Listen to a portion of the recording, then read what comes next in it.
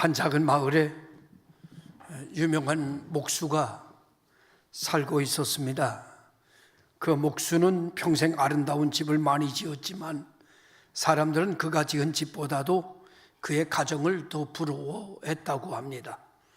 그 이유는 그 아들과의 관계 때문이었는데, 아들은 어릴 때부터 아버지를 따라 목공소를 다닙니다. 아버지는 늘 망치 잡는 법부터 시작해서 나무를 다듬는 법까지 하나하나 빠짐없이 가르쳐 줍니다. 하지만 어린 아들은 자주 실수합니다. 못을 삐뚤게 받기도 하고 좋은 나무를 망쳐놓기도 일쑤입니다. 어느 날이었습니다. 아들이 큰 실수를 해서 비싼 나무판 전체를 못쓰게 만들었습니다. 순간 아들은 겁이 났습니다. 아버지가 이번에는 정말 화를 낼 것 같은 거예요. 아들은 고개를 숙이고 떨고 있습니다. 그런데 아버지는 그 아들을 보며 혼내지 않았어요. 조용히 망가진 나무를 바라보다가 한참 만에 이렇게 말했습니다. 괜찮다. 오늘 우리 인생 살아가면서 꼭 필요한 말이 이 말인 것 같아요. 괜찮다. 괜찮아. 괜찮아요. 괜찮습니다. 라고 하는 말이죠. 괜찮다라고 하는 말은 아랫사람에게 아랫사람이 실수했을 때 해야 하는 말입니다. 괜찮아요 라고 하는 말은 아마도 아내나 남편이 하는 말이겠죠. 괜찮습니다 라고 하는 말은 아마도 어른에게 드리는 말씀이어야 될 줄로 알아요. 괜찮다. 이 말이 사랑입니다. 아버지는 이어서 뭐라고 말했는가 하면, 나무는 다시 살 수 있지만 내 마음이 다치면 오랫동안 고치지 못한다. 아버지는 아들의 손을 붙잡고 다시 처음부터 가르쳐주기 시작했다고 그러죠. 세월이 흘러 아들은 아주 훌륭한 목수가 되었습니다. 사람들은 그를 바라보면서 이렇게 질문했지요. 당신은 어떻게 그렇게 좋은 목수가 될 수 있었나요? 아들은 그들에게 이렇게 말했다고 합니다. 나는 좋은 목수가 될 수 있었던 것은 아버지에게 좋은 기술을 배웠기 때문이 아니라 아버지로부터 사랑을 배웠기 때문입니다. 저를 훌륭하게 만드신 것은 기술이 아니라 사랑이었다는 이야기죠. 실수를 해도 포기하지 않고 기다려주는 사랑. 부모와 자녀의 관계는 단순히 함께 사는 그런 관계가 아니라 하나님께서 맡기신 사랑을 실천하고 사랑의 언약을 지켜가는 공동체, 이것이 가정의 관계성이 아닐까, 그런 생각을 가져보게 됩니다.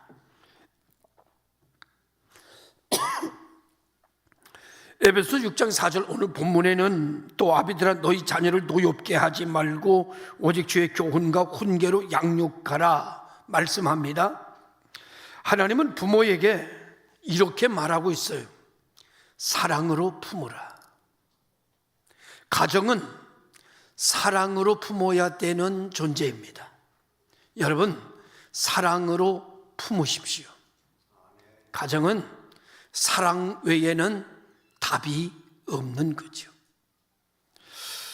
자녀들에게는 이렇게 말합니다. 이렇게 사랑으로 품는 부모, 공경과 순종으로 반응해라. 이렇게 말합니다. 자녀들은 부모에게 공경하는 마음으로 반응해야 됩니다. 순종하는 마음으로 반응해야 됩니다. 부모님들이 이야기할 때 좀 못 들었다고 해서 인상을 쓴다든지 이마살을 찌푸린다든지 목소리를 크게 하지 말아야 됩니다. 우리들도 예전에 작은 소리까지 잘 듣던 사람입니다. 지금에 와서 작은 소리가 들리지 않는 것은, 그것은 세월이 흐르며 자녀를 양육하느라고 다 젊음이 빠져나갔기 때문입니다. 흔히 사람들이 이렇게 말하죠. 자녀들이 부모에게 왜 못 알아들어요? 부모가 3번, 4번 물었습니다. 뭐라고? 그랬더니 짜증나. 왜 한 번 말하면 못 알아들으세요? 그랬더니 부모가 이렇게 얘기하더랍니다. 나는 너희들이 어렸을 때 못 알아들어 100번 물어도 100번 다 대답해 줬는데 이제 내가 못 들으니까 2번만 물어도 분노하며 화를 내는구나. 여러분, 우리들의 부모님은 이전에 젊은 부모님들이 아닙니다. 여러분, 여러분의 남편은 젊은 남편이 아닙니다. 여러분의 아내는 젊은 아내가 아니죠. 2번, 3번, 4번 물을 때 병원 가봐요. 기 먹었어요. 답답해 죽겠네. 아이고 정말. 이러지 맙시다. 100번 물어도 100번 젊은 남편이 아니구나.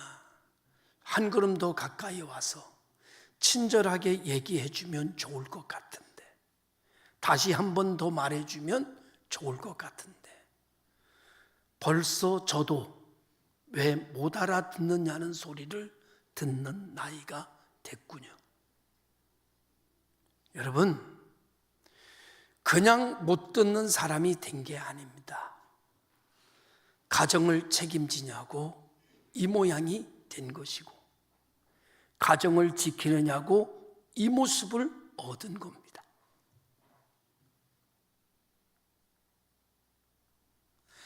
나이 많은 사람을 슬프게 하지 마세요. 나이 먹은 어른을 아프게 하지 마세요. 당신의 남편을, 당신의 아내를, 당신의 부모를 서글프게 만들지 마세요. 좀 더 사랑하고, 좀 더 친절하고, 좀 더 한 번 더 이야기하는 그런 가정이 되면 얼마나 좋을까. 세월이 지나가면서 좀 더 친절이 필요합니다. 좀 더 인내도 필요합니다. 이제 좀 더 사랑을 키워야 될 때가 된 것 같습니다. 이제 우리네 인생은요, 한 번 가지고 안 되는 인생이 됐습니다. 이제 2번 해야 되고 3번 해야 되고, 아니 시간이 가면 갈수록 이제 10번, 20번으로 늘어나야 됩니다. 병원 가라고 소리 지르지 마세요. 청각검사 해보라고 말하지 마세요. 가서 안과 가라고 말하지 마세요. 여러분, 그냥 받아들여 주세요. 그리고 쓰다듬어 주세요. 그리고 괜찮다라고 말해 주세요. 지금 우리는 병원 가라는 소리가 필요한 시대가 아닙니다. 지금 우리는 괜찮다는 소리를 듣고 싶은 시대입니다. 우리 가정이 살아가면서 부모님에게 아버님 괜찮아요 라고 얘기해 주는 소리가 듣고 싶습니다. 우리는 서로에게 괜찮아요, 괜찮아 이 이야기가 꼭 필요한 시대가 이 시대가 아닌가 생각합니다. 사랑하는 성도 여러분, 나무는 다시 살 수 있지만 마음이 다치면 젊었을 때는 금세 회복이 되더라고요. 나이 먹으니까 금세 회복이 안 돼요. 마음이 다치니까 오래 가더군요. 볼살을 한번 꼬집었다 놔봤어요. 예전에는 놓자마자 정상으로 복원되더만요. 근데 이제는 접힌 살이 펴지지를 않더라고요. 복원이 오래 걸리는 것처럼 마음도 이제 다치면 우린 오래 갑니다. 오래 가는데요, 더 서글픈 건 뭔지 아세요? 자신 없으니까 상처받았다는 얘기도 못합니다. 그냥 안 받은 것처럼 지나가지만 마음의 상처는 그대로 접혀 있곤 하지요. 오늘 이것이 나이 먹은 우리 모두의 인생인 것 같습니다. 오늘 성경은 내 부모를 공경하라고 말합니다. 아직까지도 부모님이 살아계신 분들이 계시다면 오늘의 말씀에 밥을 흘려도 침을 흘려도 괜찮아 엄마, 괜찮아 아빠, 아버지 괜찮아요, 닦으면 되지, 빨면 되지, 걱정하지 마세요 라고 말하는 이 단어가 우리에게 절실하게 필요해지게 되고, 여기 있는 우리들도 그 소리가 필요한 시대를 접어들었고 있습니다. 사랑하는 성도 여러분, 우리들 모두가 다 이와 같이 마음 다치는 일에 조심하고 서로 배려하는 인생을 살아갈 수 있었으면 어떨까라는 생각을 가져보면서, 나를 훌륭하게 만든 것은 아버지의 기술이 아니라 아버지의 사랑이었다는 아들의 말이 오늘 우리 마음에 심금을 울리게 합니다. 오늘날 세상은 성공하는 방법에 대해서 많이 가르치지만 사랑하는 방법에 대해서는 잃어가고 있습니다. 그러나 가정은 실수가 없는 사람들이 모여 사는 것이 아니라 용서와 기다림과 사랑을 배우는 요람이 가정이라고 하는 사실입니다. 하나님은 우리를 대하시는 방법도 그렇죠. 우리는 수도 없이 넘어지고 실패하지만 하나님은 우리를 버리지 않고 다시 우리 손을 잡아 일으켜 주시곤 하기에 오늘 우리가 이 자리에 있을 수 있는 것. 시편 103편 13절의 말씀은 아버지가 자식을 긍휼히 여김같이 여호와께서는 자기를 경외하는 자들을 긍휼히 여기시나이다 기록하고 있습니다. 부모의 사랑은 하나님의 사랑을 가장 가까이 보여주는 통로이고요. 그리고 자녀는 부모를 통해서 하나님의 품을 배우게 되는 거죠. 오늘 우리의 가정이 서로 정죄하는 것이 아니라 다시 일어설 힘을 주는 은혜의 집이 되시기를 바랍니다.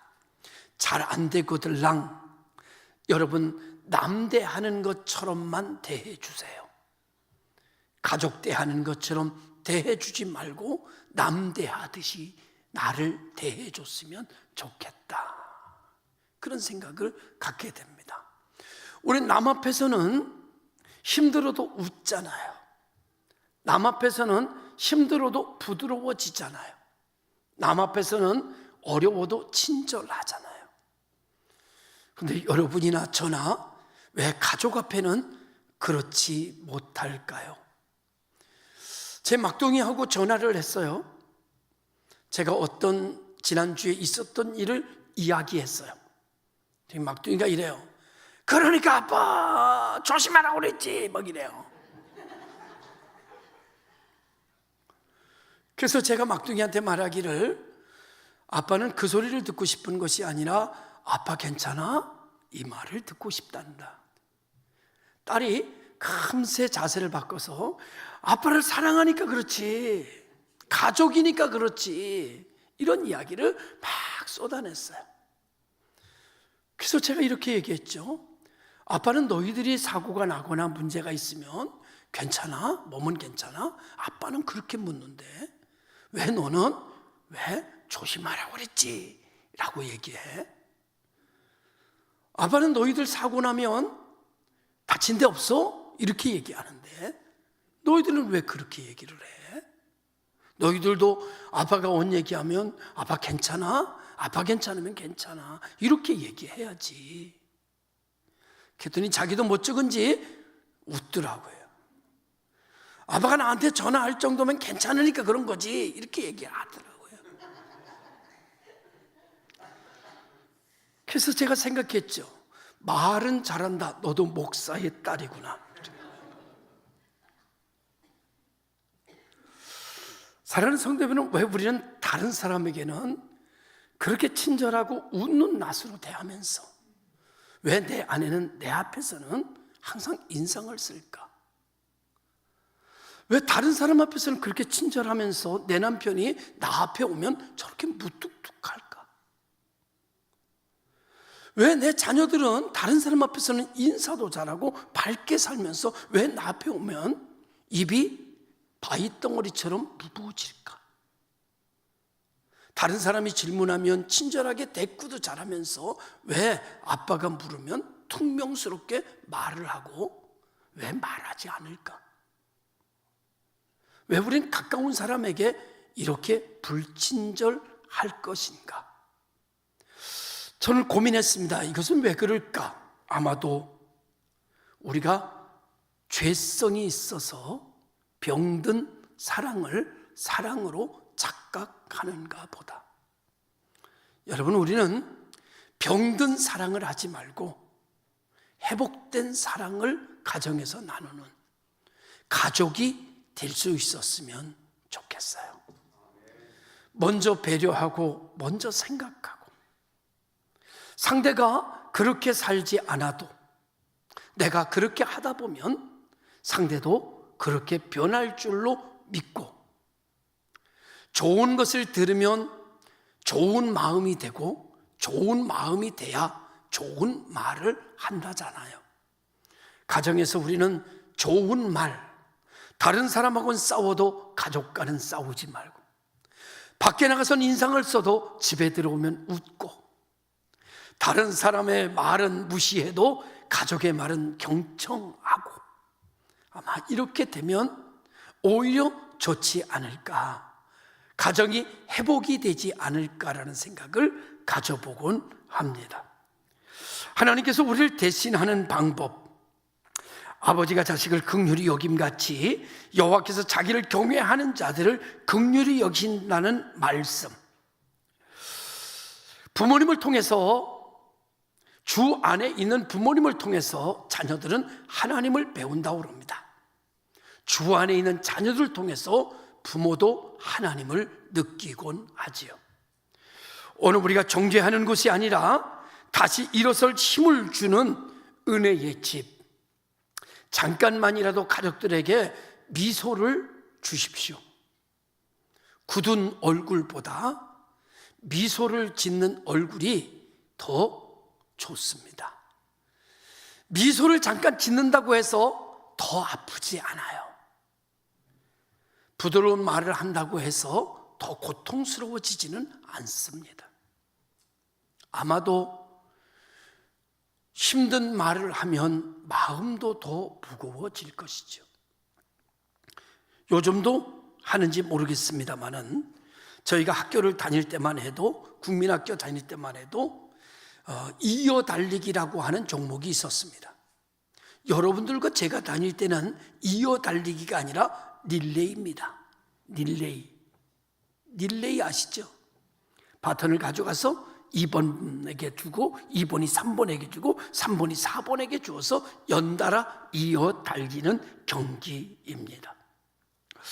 하나님께서 인간이라고 하는 존재를 설계하실 때 어떻게 설계하셨는가 하면은 이어 달리는 릴레이식 인생으로 설계하셨다는 생각을 가져보게 됩니다. 부모의 모습들이 아들이 닮고 아들의 모습을 손주가 닮아 이어갑니다. 아버지가 하던 일들을 아들들이 하고 아들들이 하던 일들을 손주가 이어갑니다. 아버지가 믿던 예수를 아들이 믿고 아들들이 믿던 예수를 손주가 믿어가며 이런 역사가 이어달리기를 100년이 되고 1000년이 됩니다. 얼마나 아름다운 모습일까요? 교회가 그 인생의 연역이 되고 교회가 그 인생의 저력이 되는 1000년의 신앙의 가정, 100년을 지켜온 신앙의 가정들이 된다면 아마도 하나님이 보시기에 좋을 뿐만 아니라 명문 가정으로 만들어지는 비교할 수 없는 가정들이 이루어질 줄로 믿습니다. 신앙만 그런 것이 아니라 여러분, 사랑도 이어달리기 위해서 우리가 가정에서 보여준 사랑이 자녀들에게 이어가고 자녀들에게 보여줬던 사랑이 손주들에게 이어가며 100년이 되고 1000년이 되어 사랑이 꽃피는 가문이 된다면 이 또한 멋진 가문이 아닐까라는 생각을 갖게 합니다. 오늘 본문은 가정의 기초도 아닌 부부로 시작해서 그 자녀와의 관계에 대하여 말하고 있는데, 자녀들아 주 안에서 너희 부모에게 순종하라, 이것이 옳으니라. 내 아버지와 어머니를 공경하라. 순종과 공경, 왜냐하면 주 안에 있는 부모는 자녀들에게 절대 안 좋은 것은 말하지 않습니다. 좋은 것만 말합니다. 틀린 것은 말하지 않아요. 맞는 것만 말합니다. 자녀들이 들으십시오. 그래서 주 안에 있는 부모님이 하는 말은 따르면 다 좋습니다. 순종하면 다 복이 됩니다. 왜? 안 좋은 것을 자녀에게 얘기하지 않거든요. 옳은 것만 이야기하거든요. 어떤 때는 젊었을 때 너무 옳은 것만 얘기하시기 때문에 힘듭니다. 틀린 것을 말하지 않기 때문에 어렵습니다. 그런데 시간이 지나고 나서 나이를 먹고 나니 어머니의 듣기 싫은 잔소리와 같은 옳은 소리가 오늘의 나를 이렇게 살아가게 만들었다는 것을 알게 되더군요. 아버지의 한 말씀이 나를 바로 세웠다는 것을 뒤늦게야 알게 되더라고요. 우리 부모들은 듣든지 아니 듣든지 옳은 소리를 해야 됩니다. 바른 소리를 해야 됩니다. 왜요? 자녀를 사랑하기 때문입니다. 부모와 자녀의 관계를 무엇으로 설명할 수 있을까 생각해 봤습니다. 아무리 생각해도 다른 단어가 떠오르지 않았습니다. 부모와 자녀의 관계는 사랑으로 시작돼서 사랑으로 양육하고 사랑으로 지나다가 자녀들을 사랑하며 세상을 떠나는 것이 부모들의 관계입니다. 여러분, 세상을 떠날 때 우리의 자손들이 내 눈앞에 다 보이면 편히 기쁘게 눈을 감을 수 있을 것 같아요. 만약에 내가 눈을 감을 때쯤 자녀들이 한둘이라도 보이지 않는다면 굉장히 마음이 그럴 것 같아요. 왜? 그만큼 사랑하니까. 내가 처음에도 그를 보기 원하고 마지막에도 그를 보기 원하는 것은 아마 사랑이기 때문일 겁니다. 이 세상에서요, 부모와 자녀들의 사랑을 대신할 수 있는 것은 없습니다. 부모의 사랑은요, 아가페 사랑이에요. 무조건적인 사랑. 이것은 하나님의 사랑인데 이 하나님의 사랑을 부모에게 넣어줘서 부모만 하나님의 사랑을 표현할 수 있도록 만드신 것 같아요. 그 누구에게도. 아가페 사랑은요, 부부에게서도 보기가 쉽지 않습니다. 이 사랑은 유독 부모에게만 볼 수 있는 사랑이에요. 그래서 우리는 틀린 소리를 할 수가 없어요. 맞지 않는 소리를 말할 수도 없어요. 우리는 옳은 소리만 할 수밖에 없고 맞는 소리만 할 수밖에 없는 게 부모입니다. 우리는 옳은 소리에 화가 나고 옳은 소리에 기쁨이 됩니다. 내 부모를 공경하라, 그리고 순종하라고 말씀하고 있습니다. 하나님께서 가정을 세우신 것은 단순히 혈통을 이어가기 위함이 아니라 생명을 통해서 하나님의 뜻과 사랑을 이어가게 하시기 위함이었습니다. 창세기를 보면 하나님께서는 사람을 창조하시고 말씀하셨습니다. 생육하고 번성하여 땅에 충만하라. 이 말씀은 단순히 사람이 많아지라는 뜻만이 아니라 하나님의 형상을 가진 생명이 이 땅 가운데 계속 이어지며 하나님의 뜻과 영광이 세상 가운데 나타나게 하라는 부모들에게 주는 사명이기도 하지요. 그러므로 부모와 자녀의 관계는 단순한 가족의 관계가 아니라 하나님의 사랑으로 시작된 생명의 연속성이고, 부모는 단순히 자녀를 키우는 사람이 아니라 하나님의 뜻을 다음 세대에 전하는 사람이며, 자녀 역시 단순히 보호받는 존재가 아니라 하나님의 뜻을 이어받아 살아가야 할 사명을 가진 존재라는 사실이죠. 그래서 성경은 계속해서 다음 세대에게 하나님을 알게 하라고 말씀하시는데, 시편 78편 4절의 말씀에 우리가 이를 그들의 자손에게 숨기지 아니하고 여호와의 영예와 그의 능력과 그가 행하신 기이한 사적을 후대에 전하리로다 라고 말씀하고 있습니다.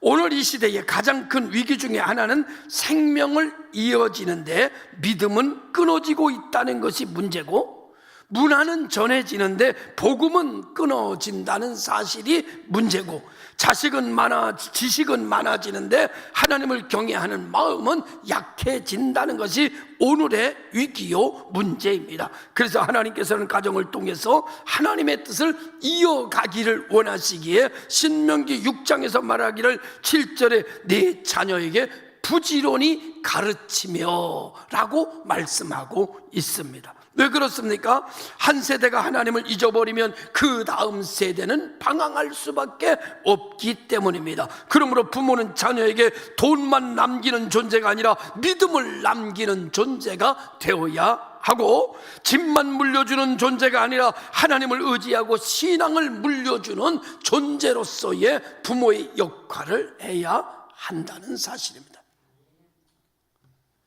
자식들이요, 지옥 가게 하지 마세요. 여러분 자녀들 유황불에 떨어지게 하지 마세요. 여러분 자녀들 천국 가게 해주세요. 여러분의 자녀가 됐다는 것은, 저는 여러분의 믿음의 자녀로 여러분에게서 태어났다는 것은 택함 받은 백성이라고 믿습니다. 믿음의 사람에게서 태어났으니 택함 받은 백성 아니겠어요? 그들이 세상에 나가서 부귀영화를 누리다가 지옥 가면 무슨 소용 있겠어요? 세상에서 좀 힘들어도 예수 잘 믿다가 천국 오면 얼마나 감사하겠어요? 사랑하는 성도 여러분, 자녀 구원 소홀히 하지 마시기 바랍니다. 솔직하게 생각해 봤어요. 세상에서 돈 잘 벌고 세상에서 출세하는 걸 더 원하세요? 교회 오는 걸 더 원하세요? 가만히 들여다보고 펼쳐보고 들여다보니까 우리들의 마음속 깊은 곳에 믿음 생활하고 구원받는 것보다 세상에서 부귀영화 누리고 세상에서 건강하고 세상에서 좋은 직장 갖는 것을 더 원하더라고요. 교회 오는 것보다, 예수 믿는 절박보다 좋은 직장 갖는 게 먼저고 돈 많이 버는 게 먼저고 세상에서 높이 올라가는 길에 가는 게 더 먼저니 교회에 오는 것은 잠시 미뤄도 너희들 세상에서 출세해라는 것이 우리들의 본 마음이 아닐까.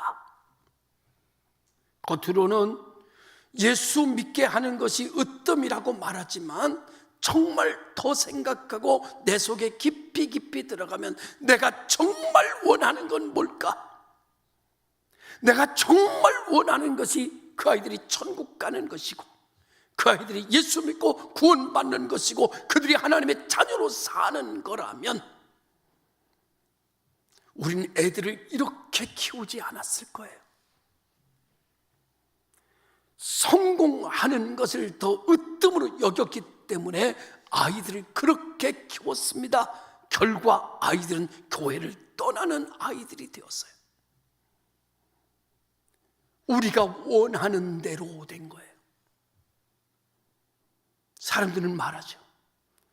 아유, 우리 애들이 교회 왔으면 좋겠는데요. 목사님 교회를 안 와요. 정말 교회 오기를 원하십니까? 정말 어떤 손해를 보고라도 교회 오기를 원하십니까? 아니잖아요.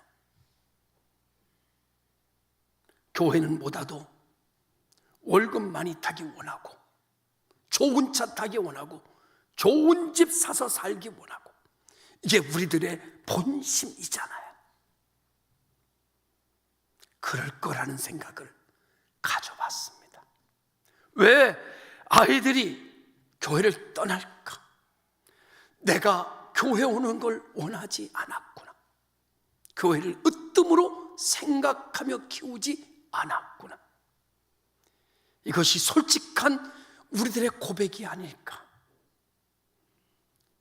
하여 저와 여러분에게 선포합니다. 내가 먼저 회개해야겠구나. 내가 회개하고 철저히 회개하고 자녀들을 만나야 되겠구나. 그리고 솔직히 말해야 되겠구나. 아빠가 엄마가 믿음 했지만 사실 너희들이 성공하는 삶을 사는 것이 아빠와 엄마에게 더 으뜸이어서 이제 생각하니 엄마 아빠가 잘못 가르친 것 같다. 이제라도 늦지 않았으니 예배드리는 삶을 살자 라고 붙들고 이야기해야 그 아이들이 천국의 백성이 되지 않을까 생각하게 됩니다. 여러분 남편 지옥 보내지 마세요. 여러분 아내 지옥 보내지 마세요.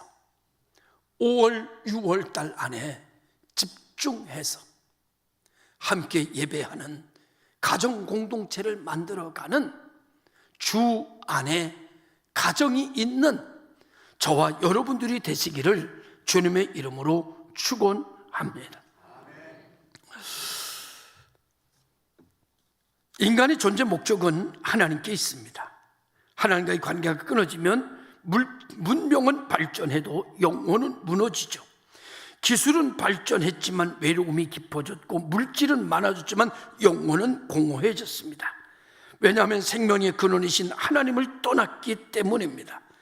그래서 부모와 자녀의 관계 속에서 가장 중요한 것은 하나님 중심 생명 계승, 영생 계승, 믿음 계승하는 일에 오늘 우리가 목숨 바쳐 집중해야 될 일이 하나 이제 남았습니다.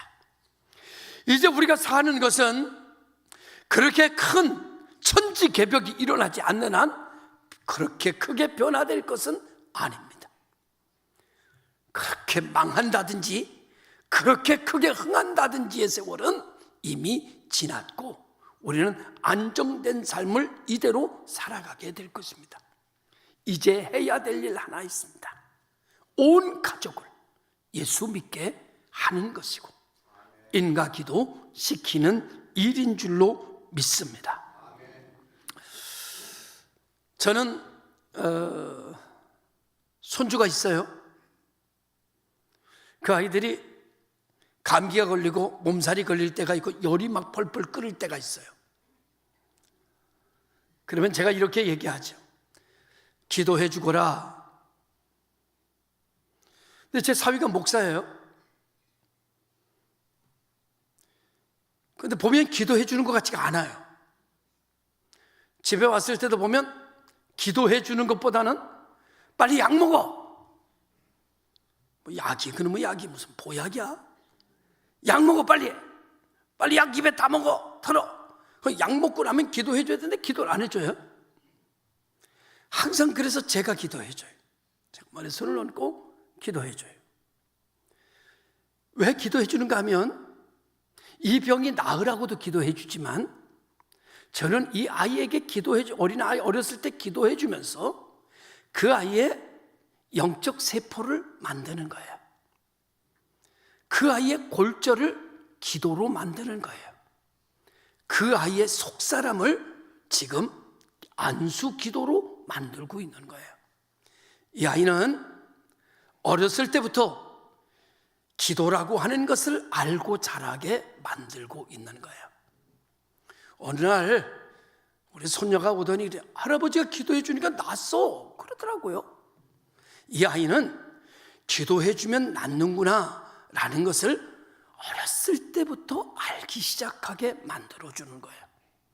기도의 근육을, 기도의 관절을, 기도의 세포를 그 아이에게 불어넣고 있는 시간이 그 아이를 위해서 기도해 주는 시간이에요. 젊은 부부들은 이게 쉽지 않은 것 같아요. 나가서는 기도 잘해주면서 자기 자식 붙들고 기도하는 거 잘 못하는 것 같아요. 여러분, 기도해 주세요. 여러분 손주들 오면 붙들고 축복 기도해 주세요. 그 아이들의 기도의 근육을 만들어주고 기도의 세포를 만들어주고 기도의 근육을 만들어주세요. 그래서 그 아이들이 신앙에서 떠나지 않고 대를 이어갈 수 있도록 만들어가는 여러분 되시기를 주님의 이름으로 축원합니다. 부모가 자녀에게 남겨야 할 가장 큰 유산은 예수 그리스도를 아는 믿음입니다. 세상 성공은 영원하지 않아요. 믿음은 영원한 생명으로 이어지게 됩니다. 아브라함도 단순한 한 사람의 축복이 아니라 세대를 향한 언약을 주셨습니다. 창세기 12장 3절에 땅의 모든 족속이 너로 말미암아 복을 얻을 것이다. 한 사람의 믿음이 가정을 살리고 민족을 살리고 세대를 살립니다. 그러므로 오늘 우리 주 예수 그리스도의 이름으로 인류적 사명을 우리에게 주셨으니 이 사명을 감당하며 영생을 이어달리기, 하나님의 사랑을 이어달리기, 그 믿음의 능력을 이어달리게 하는 역사가 일어나기를 주님의 이름으로 축원합니다. 다음 세대가 하나님을 예배하고 십자가를 붙들고 진리 가운데 살아가도록 믿음을 전수하는 것이 하나님께서 부모와 자녀에게 맡기신 거룩한 사명인 줄로 믿고 오늘부터 우리 가족을 몽땅 다 예수 믿는 가정으로, 그리고 예수 믿는 가정뿐만 아니라 예배하는 가정으로, 주일이면 손을 잡고 하나님 전전에 나오는 그런 가정으로 여러분 힘을 다하고 뜻을 다하고 정성을 다하고 이제 이 일에 목숨을 거는, 그래서 가정을 하나님의 가족으로 만들어가는, 예배의 가정으로 만드는 축복의 조상이 되시기를 주님의 이름으로 축원합니다. 기도하겠습니다.